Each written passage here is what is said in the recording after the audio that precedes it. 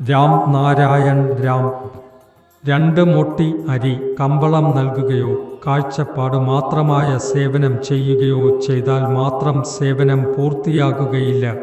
അത്തരത്തിലുള്ള സേവനം കേവലം സ്വാർത്ഥതയ്ക്കായി ചെയ്യപ്പെടുന്നു.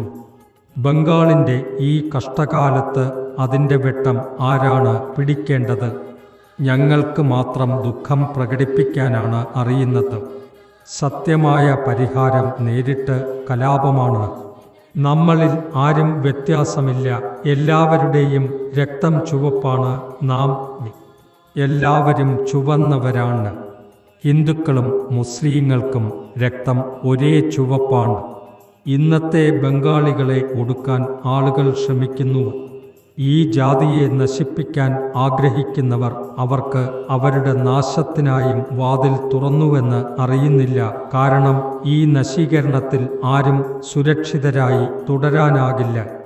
സൂചനകളും അടയാളങ്ങളും ലഭിക്കുകയാണ്. ഗൂഢാലോചനയുടെ ഒക്ടോപ്പസ് വലയത്തിൽ നാം എല്ലാവരും കുടുങ്ങിയിട്ടുണ്ട്. പക്ഷേ ഇത് അന്തിമ സ്ഥിതിയല്ല. മുന്നിൽ ഭീഷണിയുണ്ട്. കുരങ്ങന്മാർ ഇന്ത്യയെ നശന മാർഗത്തിലേക്ക് നയിക്കുന്നു. എപ്പോൾ അവർ നമ്മളെ പകുതിയിൽ പിടിച്ചെടുക്കും എന്ന് ആരും അറിയില്ല. അതേസമയം നമ്മൾ തമ്മിൽ പോരാടുന്നു.